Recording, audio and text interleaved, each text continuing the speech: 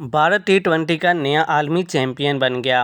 भारतीय गेंदबाज हदफ का ताक़ब करने में कामयाब हो गए। किंगस्टन ओवल में जनूबी अफ्रीका फतह के करीब आकर हिम्मत हार गया।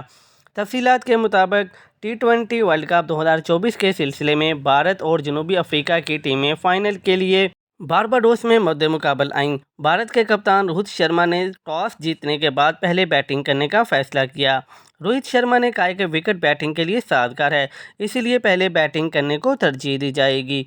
उन्होंने बताया कि भारत की टीम में फाइनल के लिए कोई तब्दीली नहीं की गई, जबकि जनूबी अफ्रीका के कप्तान एडम मार्करम ने कहा कि अगर वो भी टॉस जीतते तो पहले बैटिंग को ही तरजीह देते।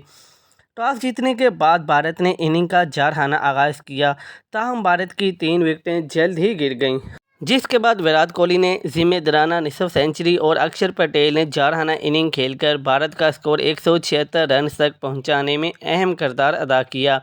जवाब में जनूबी अफ्रीका हेनरिक क्लासन की धुआंधार निसफ सेंचुरी के बावजूद भी फतह हासिल न कर सका। जनूबी अफ्रीका को आखिरी 4 ओवर्स में महज 26 रन दरकार थे, ताहम प्रोटिस बल्लेबाज आखिरी 4 ओवर्स में सिर्फ 18 रन ही बना सके। यूं भारत ने टी20 वर्ल्ड कप 2024 का फाइनल 7 रन से अपने नाम कर लिया।